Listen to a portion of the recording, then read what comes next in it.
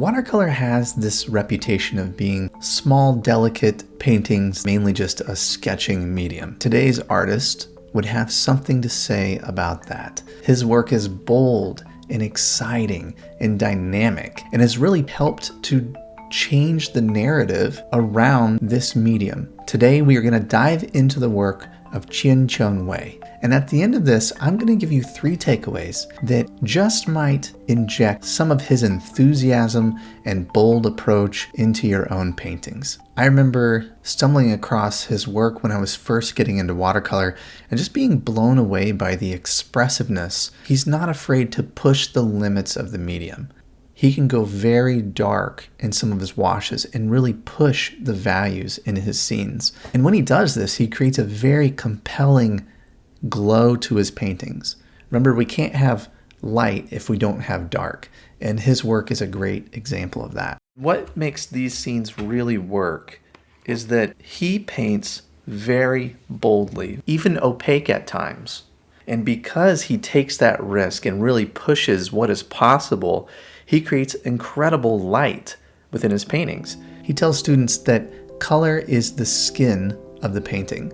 Values are the bones. So without strong values, you will not have compelling light in your scenes. He will paint very opaque. Then he will go back in with gouache to get needed highlights in the painting. So these dots here are gouache that he's gone back in after the wash has dried, or mostly dried, and added those in. Some of the light he's getting from painting around things by negatively painting around the light source, but other lights, really specific, powerful lights, he's getting with gouache. And sometimes he will even mix gouache in with watercolor to create a solid shaped form that still has a nice soft edge to it. Look at this lovely mark right here. He painted this when the sky wash was damp. The way that he gets some of these soft, lost edge, but still defined marks, he will mix in some gouache within his watercolor mixtures. So that way it has enough body to it where it will stay put a little bit more than just watercolor on its own. So he can get that soft edge, but still have a little more definition. Something very compelling about the way that he approaches painting is his level of abstraction. This is one thing I love about his work. He paints very abstract and loose, especially on the edges of his paintings. If you took just a section of this painting all on its own, you wouldn't even know what this is. But when you put it in the right context and you have this detail here, then it reads in such a beautiful way. He has a real knack for painting groups of people where 1 or 2 figures look more detailed, but the rest are just abstract shapes behind them that read as people. Just a few key figures, and then everything else will read the right way. He has a great feeling of looseness and abstraction and just enough detail to bring the whole thing together. And I think that's the real magic of his approach.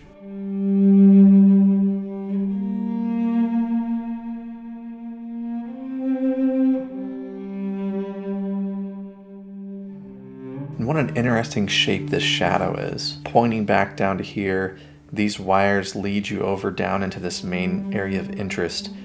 He's always thinking about composition and how your eye moves around the scene. He uses every tool at his disposal to create the image. So he'll paint opaquely, he'll use gouache to get highlights, he'll scratch things in. This little wire here, he's scratched in, likely when it's still damp, but you could do it when it's dry if you were using a blade.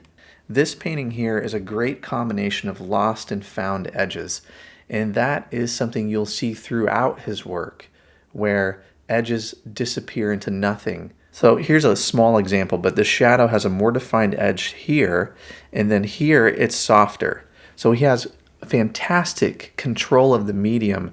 Right here we have a beautiful series of lamps and birds where we have a soft sky in the background. And it's that pairing of opposites that make artwork sing, where we have a hard edge over a soft edge. We have warm colors next to cool colors. He has beautiful lost and found edges in his work.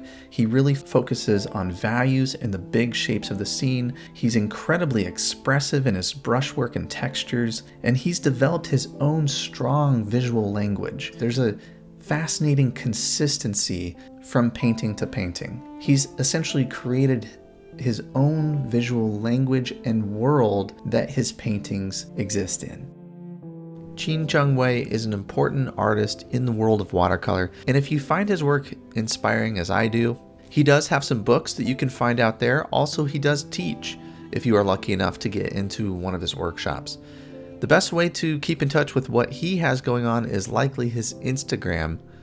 So here are my 3 takeaways for you. Don't be afraid to paint dark and bold. So in your next painting, ask yourself, are you painting dark enough to make the light really compelling within your scene? And the second thing is, don't limit yourself. Chien Chung Wei will use any tool necessary to create a compelling image. Be open to experimenting. I feel like a lot of artists might find a certain way to do things and just stay with that. But open yourself up to exploring and trying new tools.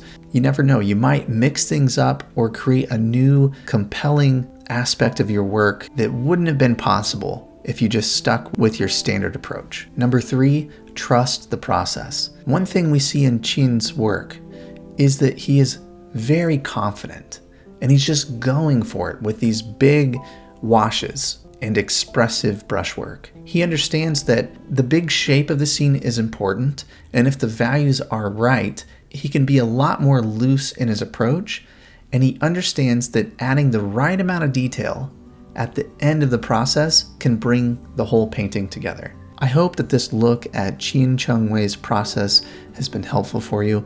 If you're wanting to learn more about watercolor, take a look at this free resource. Have you ever been really excited about a painting and you get all set up, you find that right reference that you're excited about, and then it's time to go and you feel lost? I have a free resource that I want to give to you today that can help with these problems. My 5 steps to plan a successful watercolor painting. I walk you through the crucial planning phase of your painting that will help you understand what you're going to paint first, second, and third. The planning is really so important, especially in watercolor. This medium is harder to correct. It's so immediate. So having that plan is very important. I send you a PDF that you can download. And the great thing about this is you can have it on your phone. You could print it out. You can download this right now before you start your next painting. All you have to do is follow this link here and download my 5-step guide to planning a successful watercolor painting.